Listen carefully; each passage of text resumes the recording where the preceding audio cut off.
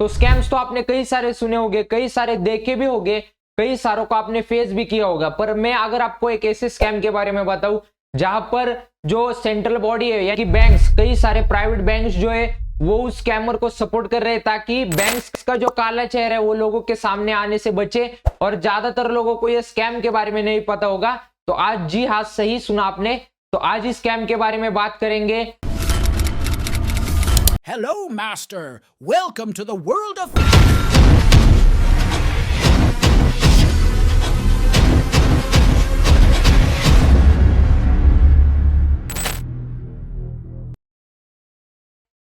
Hello everyone, my self Somesh Kadam, founder diamond box studio, business coach, life coach, leadership consultant and motivational speaker. तो आज आपके सामने लाया हुआ एक ऐसा स्कैम का केस स्टडी जो सबके प्यारे पसंदीदा शहर यानी कि पुणे में हुआ है। पर कई सारे लोगों को पता नहीं कि पुणे में ये क्या चीज हो गई, इतना बड़ा स्कैम पुणे में कब हुआ वो आज तक लोगों को पता चला नहीं। तो ये स्कैम का नाम है अष्टविनायक फर्म स्कैम, या फिर कह सकते हो सेल्वा कुमार नादर स्कैम। तो ये जो स्कैम है वो एक फर्म के नाम पे हुआ है, बहुत बड़ा स्कैम है, लगभग 300 करोड़ का स्कैम है और लगभग 300 लोग फंसे हैं इस स्कैम में। यानी कि अगर कंपेयर किया जाए तो एक आदमी से लगभग 1 करोड़ का स्कैम किया गया है। और ये स्कैम की एक बात ऐसी है कि ये स्कैम पुणे में हुआ है, यानी कि जो सबसे एक्टिव शहर है, जिस शहर में सबसे ज्यादा कामकाज होता है पैसों का, उस शहर में ये स्कैम का होना यानी एक बहुत दुखद घटना है। और यानी एक कलंक के फाइनेंस के, जो कह सकते हो डोमेन को, कि जो शहर सबसे ज्यादा एक्टिव है फाइनेंस में, जो शहर सबसे ज्यादा फाइनेंस को इंपॉर्टेंस देता है, वही शहर में अगर इतना बड़ा स्कैम हो सकता है 300 करोड़ का, तो ये कुछ ना कुछ नजर देने वाली बात है। क्योंकि अगर आप भी इस वीडियो को इग्नोर करते हो तो आपके साथ भी आने वाले समय में इससे बड़ा स्कैम हो सकता है। तो जरूर से जरूर ये वीडियो पूरे एंड तक जरूर देखिए। तो शुरू करते हैं, आपको बैक एंड की स्टोरी बताते हैं कि स्कैम की आखिर शुरुआत कैसे हुई। तो वो जो फर्म है उसके फाउंडर है सेल्वा कुमार नादर, जिनके नाम पर कंपनी रजिस्टर्ड है, आप चेक कर सकते हो गूगल पर। तो काफी सारे लोगों को वो कांटेक्ट करते, एक नेटवर्क बनाते और ये स्कैम को आगे बढ़ाते। तो अभी देखते हैं कि ये स्कैम आखिर काम कैसे करता था, मतलब कैसे 300 करोड़ को लोगों को चूना लगाया और कैसे 300 लोग इस स्कैम में फंस गए और अपने खुद के अकाउंट से लोगों ने 1-1 करोड़ जो है वो अष्टविनायक फर्म को दे दिए खुद के मन से। मतलब जैसे उनको कहा गया कि आप 1 करोड़ हमें भेजिए, लोगों ने खुद क्यों भेजे, आखिर क्या इस स्कैम के पीछे कहानी है और कैसे आखिर आप ऐसे स्कैम से बच सकते हो। तो स्कैम के अगर वर्किंग प्रोसेस की बात की जाए तो काफी सिंपल वर्किंग प्रोसेस था, कुछ कॉम्प्लेक्स नहीं। पर लोगों को मैनिपुलेशन जो करना था वो उन्होंने इतने हाई लेवल पे किया कि लोग खुद पैसे देने के लिए तैयार हो गए, वो भी 1-1 करोड़ लोगों से लिए गए। तो सबसे पहला जो अष्टविनायक फर्म स्कैम का जो पॉइंट था, यानी कि सबसे पहले कामकाज का जो पॉइंट था, वो क्या करते थे कि जो पुणे शहर है, जो पुणे का एरिया है, उसमें से वो कुछ ना कुछ ऐसे लोगों को फिल्टर करते थे जो आईटी में काम करते हो, जो पॉलिटिशियन हो, या फिर कोई बड़े लेवल पे मुद्दे पे काम करता हो, कोई गवर्नमेंट एम्प्लॉय हो, कोई सीए हो, कोई ज्यादा कमाने वाले लोग हो, कि जिनकी कमाई लगभग 1-1.5 लाख के अराउंड, महीने की 1-1.5 लाख के अराउंड कमाई थी। उन लोगों को वो लिस्ट बनाते थे और लिस्ट के जो लिस्ट बनाई है उसमें से उन लोगों को फिल्टर करते थे जिनको मैनिपुलेट किया जा सके या फिर जिन लोगों पे ऑलरेडी कर्जा है। तो लिस्ट बनाने के बाद वो ऐसे लोगों को फिल्टर करते थे जिनके पास ऑलरेडी कर्जा, जिन्होंने बैंक से लिया है। आपको तो पता ही है, फंसे वाले को फंसाना और आसान होता है क्योंकि वो अपने दिमाग का इस्तेमाल करता नहीं, वो अपने दिल का इस्तेमाल करता है। तो इसलिए उन्होंने इस मुद्दे का फायदा उठाकर उन्होंने क्या किया, जिन लोगों के पास ऑलरेडी लोन थे, जो लोग ऑलरेडी डेट में थे, उनको एक स्कीम का लालच दिया। उनके अभी स्कीम क्या थी उस बारे में सुनिए। उन्होंने क्या कहा लोगों को, उन्हें उन लोगों को फिल्टर वाले लिस्ट वाले लोगों को कॉल करना स्टार्ट किया और उनसे एक रिलेशन बनाना स्टार्ट किया। उन्होंने वो लोगों को फोन करके क्या कहते थे कि आप जो बड़े बड़े बैंकों से लोन ले रहे हो फिलहाल, मतलब आपके पास जितना भी कर्जा है आपके ऊपर, तो आप क्या करिए, आप वो कर्जा हमें अलॉट कीजिए। हम क्या करेंगे, आपके नाम पर दूसरे बैंकों से, दूसरे प्राइवेट बैंकों से, नाम डिस्क्लोज नहीं करूंगा क्योंकि एक केस स्टडी है और अगर आपको चाहिए तो आप गूगल पे जाके सर्च कर सकते हो, वैसे भी आपको कम डेटा मिलेगा उसके रिलेटेड, क्योंकि बैंकों ने अपना नाम छुपा लिया है इस पूरे केस से और वो नहीं चाहते कि लोगों को ये स्कैम के बारे में पता चले। तो इसलिए आप चेक कर सकते हो गूगल पे, तो वो क्या करते थे कि लोगों को कॉल करके बोलते थे कि आप क्या कीजिए, आपका जो बैंक में फिलहाल जो लोन चल रहा है वो आपने बहुत हाई रेट ऑफ इंटरेस्ट पे ले लिया है, तो आप क्या कीजिए, हमें आपके डॉक्यूमेंट्स दीजिए, हम हमारे साथ आप जुड़ जाइए, ताकि हम क्या करेंगे, आपके नाम से दूसरे बैंकों से, दूसरे प्राइवेट बैंकों से कम इंटरेस्ट में रेट लेंगे और आपका जो ईएमआई होगा वो हम उन बैंकों को चुका देंगे और ऊपर से आपको कुछ ना कुछ मार्जिन देंगे, कुछ ना कुछ आपको प्रॉफिट देंगे, ताकि आपका पैसा भी बचेगा और आपको फायदा भी होगा। तो ये उनका सबसे मेन मुद्दा था, ये सबसे मेन पॉइंट था, जिन पॉइंट पे उन्होंने काफी सारे लोगों को फंसाया। तो ये चीज आप याद में रख लो कि कोई आपको थोड़ा लालच देता है तो आप दिमाग का इस्तेमाल कीजिए, दिल का इस्तेमाल मत कीजिए। तो ऐसे समय आपको आपके दिमाग से सोचना है, दिल से नहीं सोचना। आपको दिमाग चलाना है कि पूरे जो कंपनी है उसके पीछे रिसर्च किया जाए और इस स्कैम से बचे जाए। तो इसके लिए आप डायमंड बॉक्स स्टूडियो को सब्सक्राइब कर सकते हो। ऐसे ही बहुत सारे तगड़े तगड़े केस स्टडीज मिलते रहेंगे और बिना कुछ देरी के अपने केस स्टडी की ओर बढ़ते। फिर अगर क्लाइंट ने परमिशन दे दी, समझो क्लाइंट को उन्होंने कन्विंस कर लिया, क्योंकि उनके पास जो फोन पे बोलने वाले लोग थे वो काफी मैनिपुलेटिंग लोग थे, काफी कन्विंसिंग लोग थे, यानी कि वो सामने वाले को आसानी से कन्विंस करते थे, उसे उसका लालच देकर इतना फंसाते थे कि सामने वाला तैयार हो जाता था, क्योंकि उसको फायदा भी मिल रहा है और उसके लोन के हफ्ते भी चुकाए जा रहे हैं। तो इसलिए अगर एक बार क्लाइंट की परमिशन मिल गई, यानी कि जो सामने वाला बंदा है उनकी परमिशन मिल गई स्कैमर को, तो स्कैमर लोग यानी ये जो अष्टविनायक फर्म है वो क्या करते थे कि उनका जो डॉक्यूमेंट्स होंगे जो लोन के लिए लगते, जो लीगल डॉक्यूमेंट्स है, चाहे फिर उनका सब आधार कार्ड हो, लोकेशन रेसिडेंस का पूरा एड्रेस, या फिर उनका जो फ्लैट वगैरह जिधर रहते हैं उसके बारे में डिटेल्स हो, तो वो पूरे लोन को लगने वाले डॉक्यूमेंट्स इकट्ठा करते थे। और अभी इनकी पहुंच देखिए स्कैमर की। अगला स्टेप जो स्कैमर लोगों का था वो क्या था कि उनके काफी सारे बैंकों के साथ तगड़े तगड़े रिलेशन थे, यानी कि पूरे बैंक के साथ नहीं, कुछ कुछ बैंक में काम करने वाले जो हायर पोस्ट पे लोग हैं उनके साथ उनका काफी तगड़ा रिलेशन था और स्कैमर के साथ वो लोग भी मिले हुए थे। आप चेक कर सकते हो गूगल पे जाके, एक बंदा है एक स्कैमर के साथ रिलेशन में था, वो बैंक में काम करने वाला, काफी हाई पोस्ट पे काम करने वाला बंदा था और उसे पिछले 1-2 महीने में ही पकड़ा गया है, मतलब पुलिस लोगों ने उन्हें पकड़ा है। तो फाउंडर अभी तक पकड़े नहीं गए। तो आप ये चीज समझ लो कि उनके जो रिलेशन थे बैंकों के साथ, प्राइवेट बैंकों के साथ, बड़े बड़े प्राइवेट बैंकों के साथ, वो काफी ज्यादा हद तक बड़े बड़े रिलेशन थे। तो इसके वजह से वो क्या करते थे, जैसे ही क्लाइंट की परमिशन मिल जाए, अपने रिलेशन का यूज करके जो क्लाइंट है उसको उसके लिमिट से ज्यादा, यानी कि अगर वो 1 लाख कमाता है, तो आपको एक बैंकिंग का रूल बताता हूं कि अगर कोई इंसान 1 लाख कमाता है तो उसको लगभग ऐसा लोन दिया जाता है जिसका ईएमआई उसके सैलरी के 50% हो। यह बैंकों का रूल है, यानी कि अगर वो 1 लाख कमाता है तो उसे ऐसा लोन दिया जाएगा कि जिसका ईएमआई ज्यादा से ज्यादा 50,000 होगा, उससे ज्यादा ईएमआई वाला लोन वो उसे दिया नहीं जा सकता। तो ये रूल है। पर अगर मतलब वो रिलेशन का यूज करके, वो स्कैमर लोग जो है वो रिलेशन का यूज करके उनके क्लाइंट्स को, यानी जो स्कैम हुए उन लोगों को उनके लिमिट से ज्यादा लोन दिलाते थे, यानी कि 70-70 लाख, 80-80 लाख, इतने बड़े लोन, 1 करोड़, 1.5 करोड़, इतने बड़े बड़े लोन की अमाउंट दी जाती थी वो क्लाइंट को स्कैमर की ओर से। तो वो लोन जैसे ही अप्रूव होता था बैंकों से, 2 दिन में अप्रूव होता था लोन। इतनी फास्ट प्रोसेस, तो इतना फास्ट, तो डिलीवरी, मतलब अमेजोन से डिलीवरी आने में भी इससे ज्यादा टाइम लगता है, इधर लोन का काम उससे तेज होता था। तो ये सोचने वाली बात है कि इतने तगड़े रिलेशन थे, यानी कि उनको पैसा भी मिलता होगा, जो रिलेशन बनाए रखे थे स्कैमर लोगों के साथ बैंक के कुछ एम्प्लॉय ने, उनको पैसा भी मिलता होगा। पर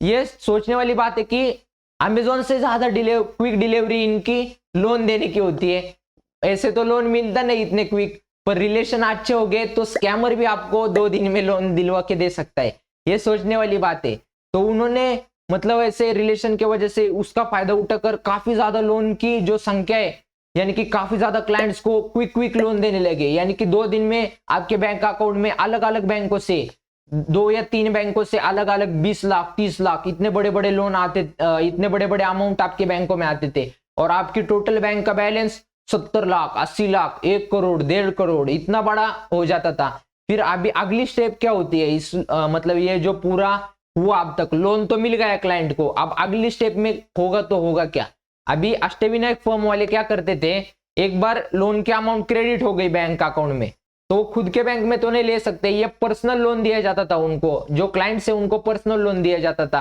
तो ये भी देखो कितनी बड़ी बात है, बिना कोई ATM card credit card issue किए इतना बड़ा लोन, वो भी 1 करोड़ 1.5 करोड़, इतना बड़ा लोन, सोचने वाली बात है। उसके बाद एक बार लोन अकाउंट में क्रेडिट हो गया, फिर कॉल आता था क्लाइंट को अष्टविनायक फर्म की तरफ से कि हाँ भाई जी आपके अकाउंट में इतना इतना पैसा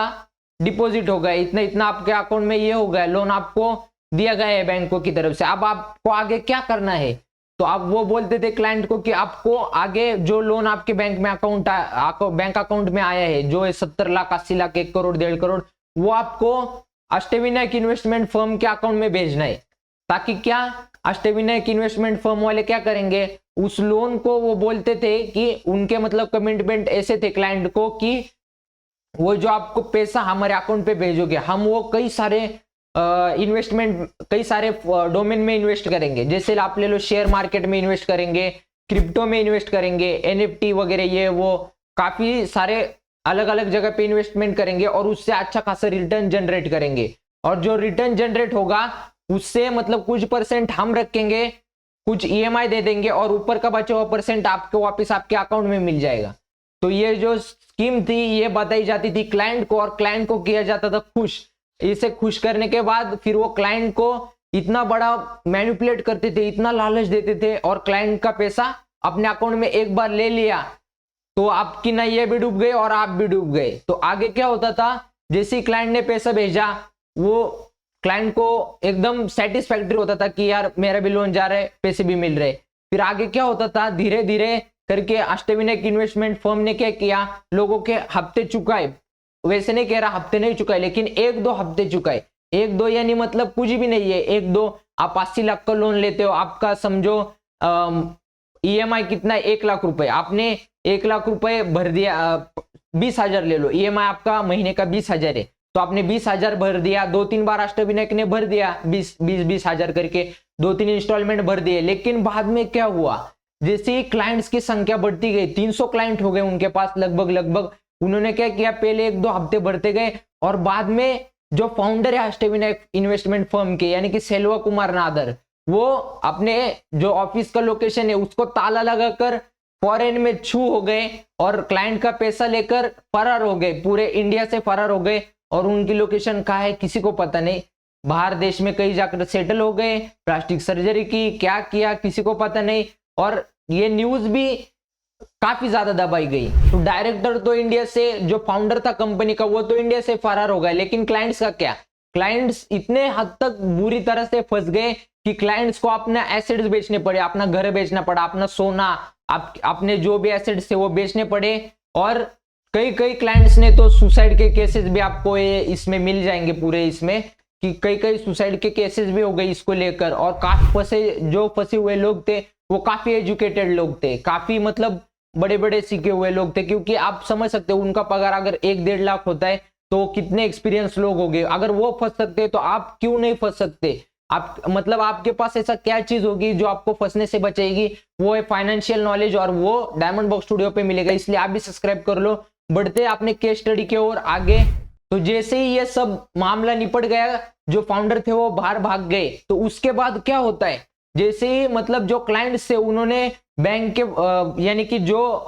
उनके जो अष्टविनायक इन्वेस्टमेंट फर्म थी उनको कॉल करना स्टार्ट किया, उन तक पहुंचने के लिए स्टार्ट किया कि यार हमारे 1-2 हफ्ते तो आपने पिछले 1-2 हफ्ते चुकाए नहीं है, इसका क्या सीन है, मतलब हम पे लोन बढ़ता ही जा रहा है और इंटरेस्ट रेट भी बढ़ता ही जा रहा है, तो ये क्या हो रहा है हमारे लोन के साथ कि आप हफ्ते क्यों नहीं चुका रहे हो। तो इसके बाद होता क्या है कि उनको अष्टविनायक फर्म की तरफ से कोई रिस्पॉन्स नहीं आता, कोई रिस्पॉन्स उनको अष्टविनायक फर्म की तरफ से नहीं आता, और वो सोच में गिरने लगते कि अरे ये मेरे साथ हो क्या रहा है, ये जो मैंने इन्वेस्ट किया था, इन्वेस्ट के नाम पे उनको चूना लगाया गया, पर उनको पता ही नहीं कि उनके साथ हो क्या रहा है। उनका पैसा, लोन तो उनको ही भरना है और इंटरेस्ट रेट तो उनको ही भरना है। तो आगे से हुआ कि इतने कॉल करने के बावजूद भी उनको अष्टविनायक फर्म की जो तरफ से उनको कुछ ना कुछ आश्वासन नहीं मिला, कुछ मिला ही नहीं, उनके तरफ से कुछ रीच भी नहीं किया गया उनको। तो आगे जैसे जैसे बढ़ते गए बैंक के हफ्ते काफी हद तक पेंडिंग में रह गए। अभी बैंक के 10-12 हफ्ते पेंडिंग में रह गए। तो बैंक की तरफ से जो क्लाइंट एजेंट होते हैं जो हफ्ता वसूल करने के लिए आते, लगभग 4-5 बैंकों की तरफ से हफ्ता वसूल करने के लिए लोग घर पर आने लगे और घर पे प्रेशर बढ़ने लगा। इसके वजह से घर में क्या हो गया, झगड़े काफी बढ़ने लगे, स्ट्रेस काफी आने लगा, काफी ज्यादा लोगों की हालत है वो पतली होने लगी। क्योंकि रोज आपके घर अगर कोई क्लाइंट आता है, आप जाते हो काम को, आप जाते हो कहीं मतलब कुछ ना कुछ चीजें करने को, पर आपके घर पे रोज कोई ना कोई बैंक का क्लाइंट आता था। हफ्ते में 7 दिन होते, सातों के सातों दिन रोज नए नए क्लाइंट आकर आपको परेशान करते थे। रोज नए नए क्लाइंट ने सॉरी एजेंट रोज नए नए आकर आपको परेशान करते थे। तो इससे लोगों के मन में काफी ज्यादा स्ट्रेस आने लगा और कई सारे पुलिस केस भी हो गए, कई सारे FIR भी हो गए अष्टविनायक फर्म के नाम पे। फिर जब पुलिस को यह बात पता चली तो पुलिस ने इन्वेस्टिगेशन शुरू की, और जैसे इन्वेस्टिगेशन शुरू की तो पुलिस को भी समझ में आ गया कि ये काफी बड़ा स्कैम है। 300 लोग लगभग फंसे इस स्कैम में, 300 से ज्यादा भी हो सकते हैं, पर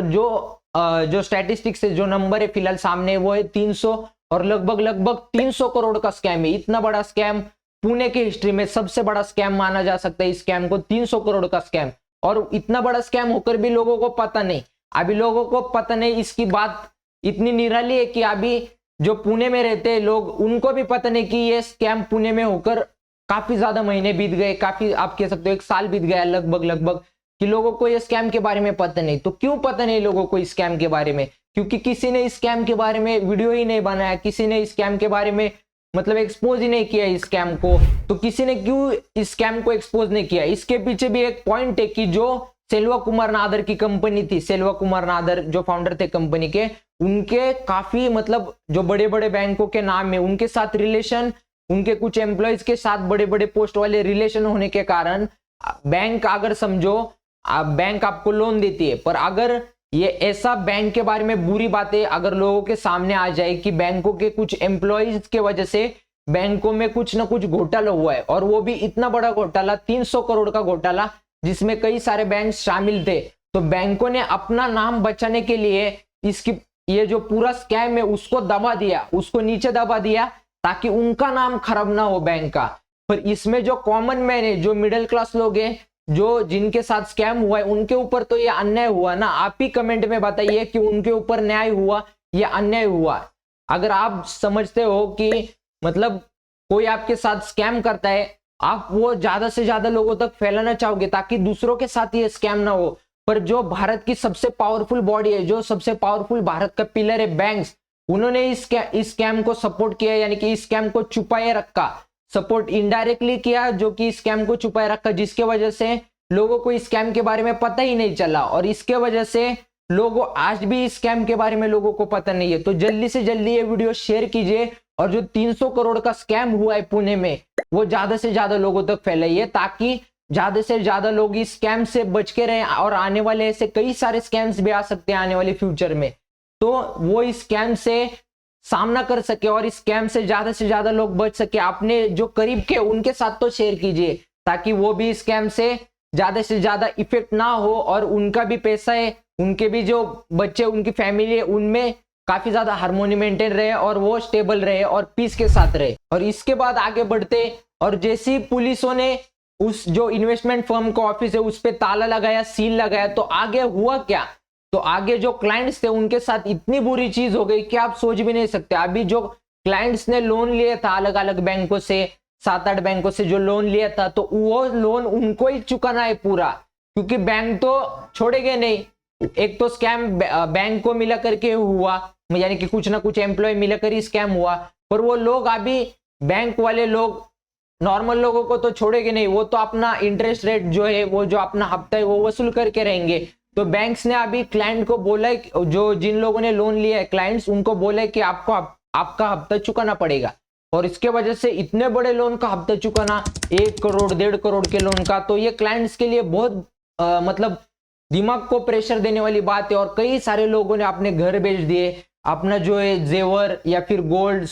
जो भी हो, अपने एसेट्स हो, जमीन हो, वो बेच दिया इस लोन को चुकाने के लिए। तो उनके साथ कितना बड़ा नुकसान हो गया, ये काफी ज्यादा सोचने वाली बात है कि अगर आप थोड़ी सी भी गलती कर देते हो फाइनेंस को लेकर तो इतना बड़ा नुकसान आपके साथ भी हो सकता है। तो